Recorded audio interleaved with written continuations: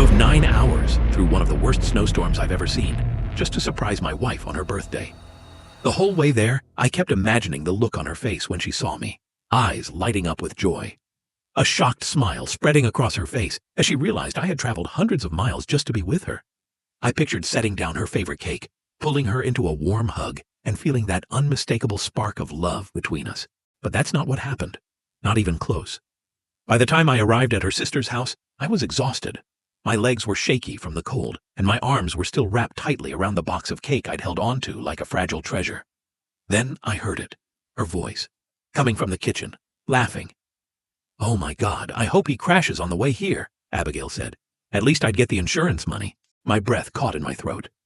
"Or a few months of peace and quiet," her sister Mia chimed in. And they both burst into laughter, like it was the funniest thing they'd ever heard. I froze, right there in the hallway. My hands were shaking so badly I nearly dropped the cake. Every warm memory I had of her just evaporated. I walked into the kitchen, not a word. I set the cake on the table in front of them.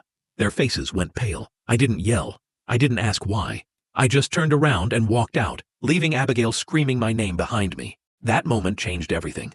I didn't go back home after that. I crashed on the couch at my best friend Theodore's tiny apartment.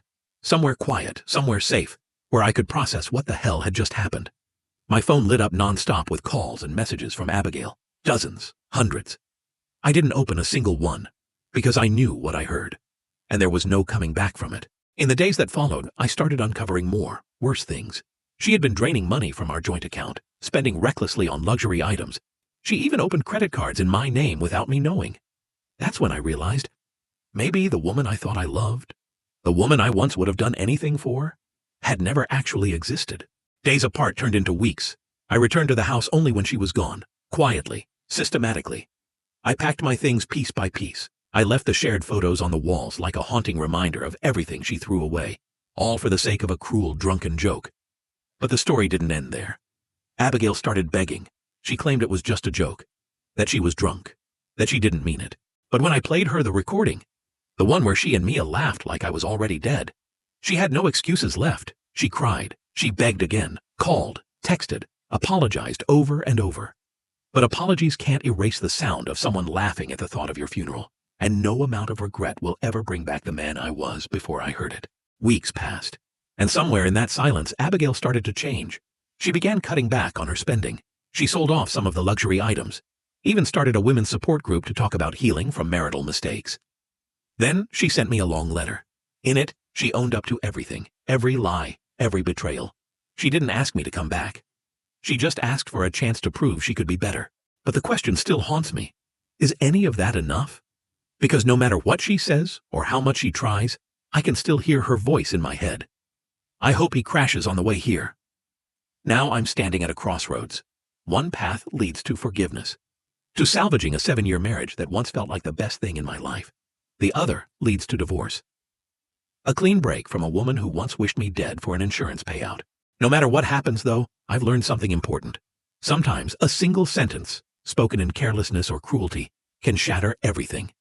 And everything we've built over years can vanish in the space of a breath. But maybe some journeys, no matter how painful, are necessary just to remind us of our own worth. It's been 3 months since I walked out of Abigail's life, and even now, I still wrestle with the conflict inside me. Every morning in this small apartment, I wonder, will it ever feel okay again? Then, one sunny afternoon in June, I was curled up on the couch, finally trying to finish a book I'd started ages ago, when my phone buzzed. It was a message from Abigail. "Noah, I don't mean to bother you, but my mom passed away this morning. I don't know who else to call." I sat up straight. A flood of emotions hit me all at once. My heart pounded, just like it did the first time I saw her, back when we were 17 at a post-game party after a high school basketball game. Part of me wanted to stay away to protect whatever healing I had left. But another part of me, the part that remembered the woman I once loved, could only see someone broken, someone who needed someone. After a few moments, I texted back, "I'm sorry, Abigail. Where are you?" "At home," she wrote, "but I'm not doing well. I just need to talk, just for a little while." So I drove, back to the house we used to share. The streets hadn't changed. The garden out front still looked the same. But inside me, everything was different. I stood at the front door for a long time before finally ringing the bell. She opened the door, her eyes red, face pale and tired. And in that moment, despite all the hurt, I realized I had never truly stopped loving her. We sat in the living room. That space held so many memories. Some beautiful, some unbearable. She cried as she talked about her mother, about the loneliness she'd been living with, and I just listened. No judgments, no fixing, just there. Then she looked up, eyes filled with tears, and whispered, "Do you remember the first time we met?"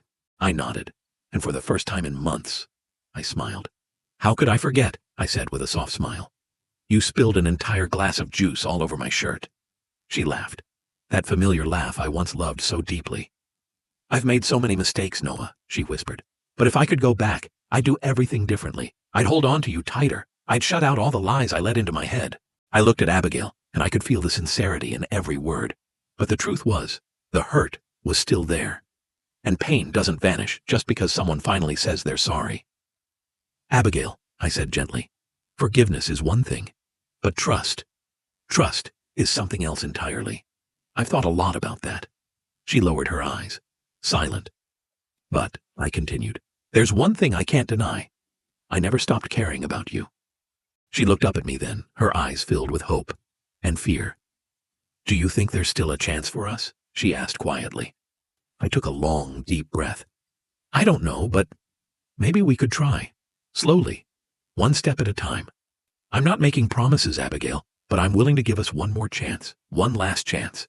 Tears welled up in her eyes again, not from guilt this time, but from relief. So we started over, from the ground up. No rushing, no pressure, just two people trying to rebuild something real. We went to marriage counseling. We learned how to talk honestly, really talk, about fear, about anger, about love. Days turned into weeks, and slowly, something shifted. Abigail changed, not just in words, but in how she lived. Gone were the meaningless luxuries. The toxic calls with Mia stopped completely. She simplified her life. She became more grounded, more present. One evening, while we were walking through the park near our home, Abigail stopped, took my hand, and whispered, "Noah, thank you for not giving up on me." I looked at her, bathed in the soft orange glow of the sunset, and felt the pieces of my heart slowly stitching themselves back together. I smiled. "Thank you for helping me realize that sometimes breaking is exactly what we need in order to grow."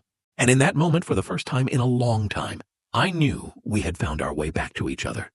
Not to who we used to be, but to something new, wiser, stronger, and more grateful than ever for the second chance we'd been given.